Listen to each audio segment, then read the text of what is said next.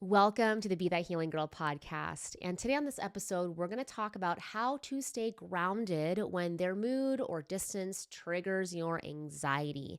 This is going to be a really great episode for you if you tend to spiral the moment that you feel or you make up, I'm doing little quotations there, make up that the vibes feel off, or if you are feeling like something's up and you have no evidence for it, your concentration is out the door, right? It takes 10 hours to do 2 hours of work. And if you are a high achiever and if you're listening, like you know that's not the vibe, right?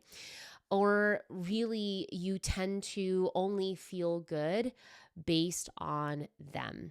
All right. So if you're not getting that communication, it's not fast enough, or you're not getting that reassurance, you are basically at their whim. It feels like you're at their mercy, or you're at the mercy of the relationship. And all of that feels really conditional, meaning if the vibe isn't vibing, or you're not getting the reassurance, it's all, you don't feel good. All right. Now, I know what it's like to live in that state, and it totally sucks. And it's why we're going to talk about it today. And also inside the Healing Girl Gang, it's why we dedicate this whole month into how to feel good no matter what distance there is or isn't, right? It's really all about learning the process to feel good no matter what, no matter the mood, no matter the distance. And even if you are long distance, December is going to be a great month for that. But can't wait to talk more about how to stay grounded in this episode. And if you're new here, my name is Claire.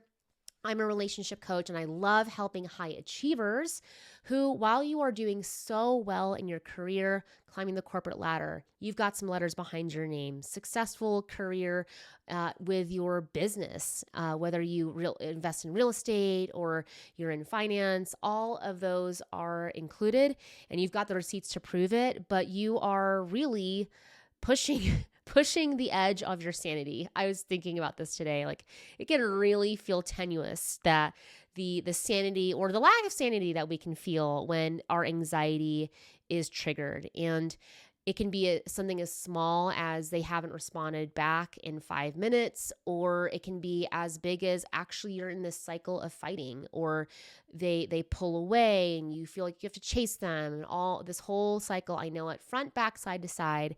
And if that is you, then you're in the right place. And thank you ahead of time if you're feeling seen, if this episode or any of the episodes are landing with you. Hitting the 5 stars, seriously makes a huge difference. I really appreciate you taking the time to do that. It's your way of giving me a high five. And some updates. We are coming in close to my hysterectomy. If you haven't listened for the past couple episodes, I discovered that I have a huge fibroid. The eviction is coming towards the holidays, and it's coming up faster than I can expect. And I believe I am going to have a goodbye uterus party. At this point, we're not sure like how we want to do it. If it's, I don't know. But I do feel like it's going to be something really fun. Like I truly can say also, while I have definitely been in a process around how I feel around this, I can truly say that ultimately at the end of the day, I cannot wait for this to be over, because I do not feel good. That is just true. And I was thinking about, wow, how easy it is to feel overwhelmed and overloaded and overstimulated, and how connected this is to our nervous system and how we show up in a relationship. And I can tell you, I'm just like kind of looking back at the past couple months, and this is kind of the way our systems operate, is that when our threshold of discomfort is high, I mean, it doesn't take a rocket scientist to know that you're probably going to be easily triggered, right? If you are feeling some kind of irritation, and this is just the way our nervous systems operate, right? Our stress accumulates, it's cumulative. And so I can just look back at the past couple months and be like, yeah, I am really not feeling good. I am irritable, and my back hurts, and I am poofy, and my hormones are all jacked up because of all the things.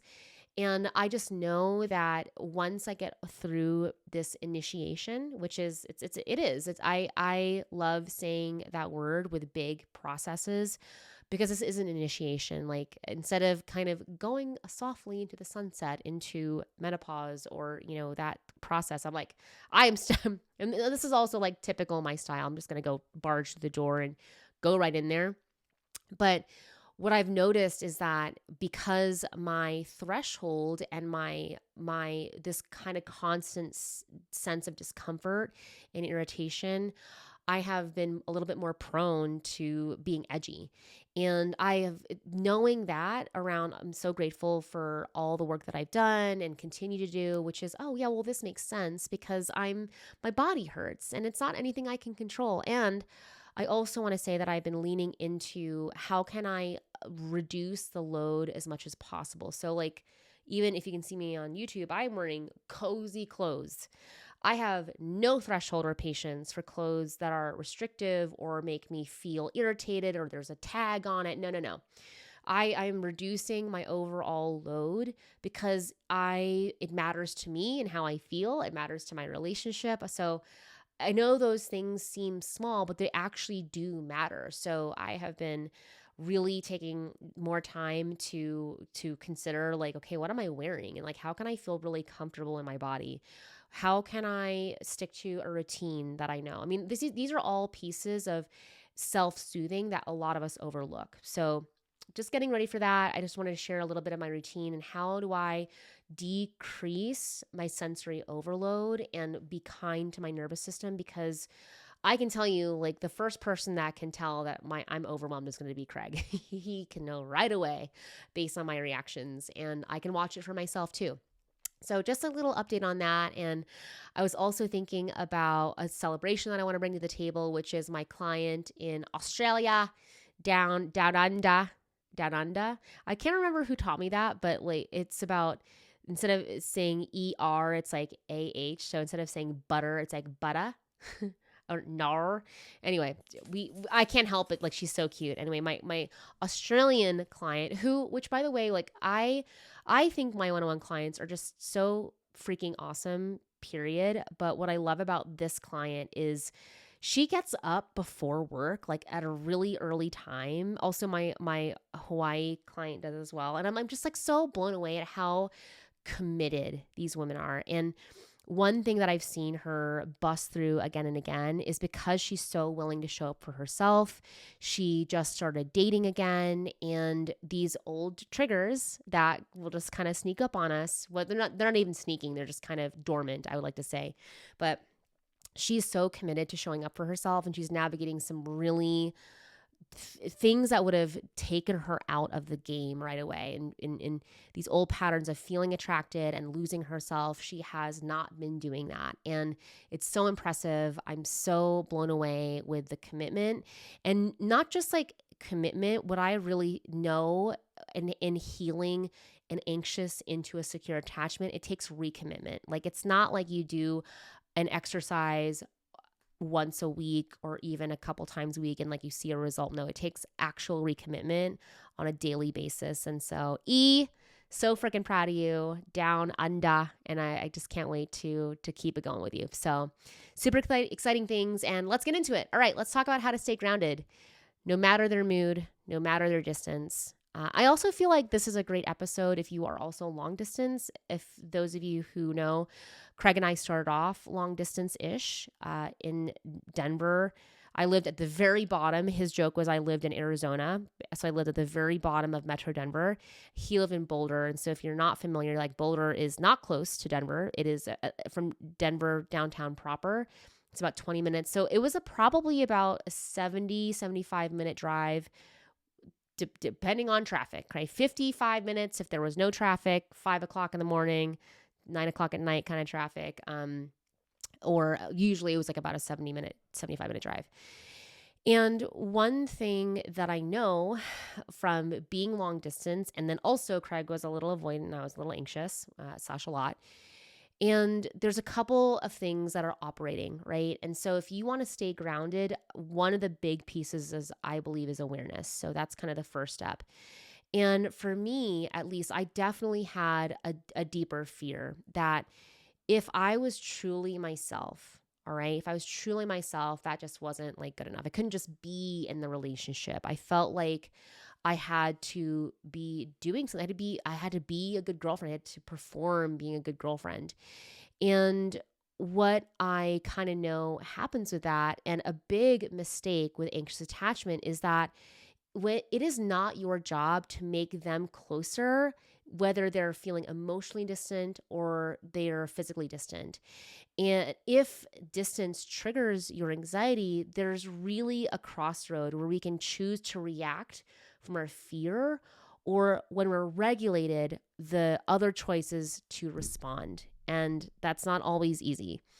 But when you start to kind of understand that that's a mistake, that our triggers can make us react because we have a fear of, wow, I'm just at the core of it, I can't just be myself because I'm not good enough.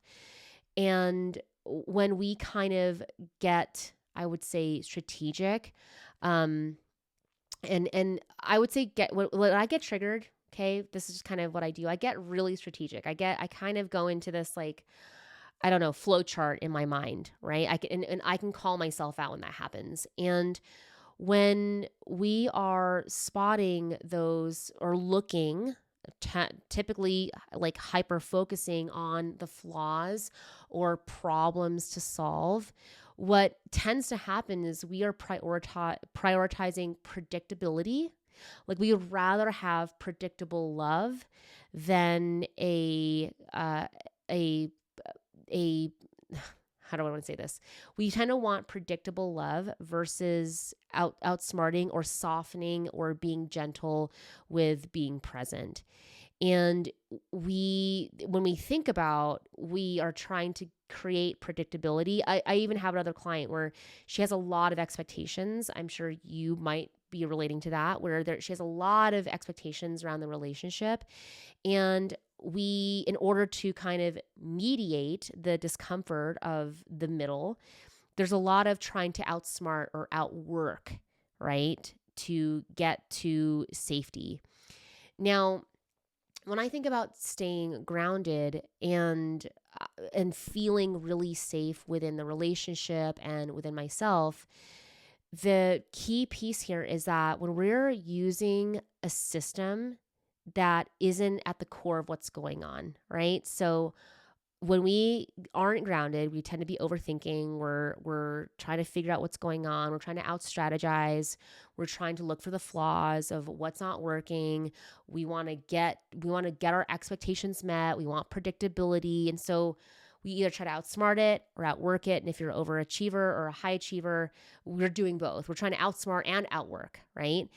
But the problem with that and staying grounded is that logic is a different system than the core of what's happening. And so using logic is a system, right? The logical system versus the emotional system. And that those two are totally different things, right? That's like saying if the cardiovascular system is the only system that matters.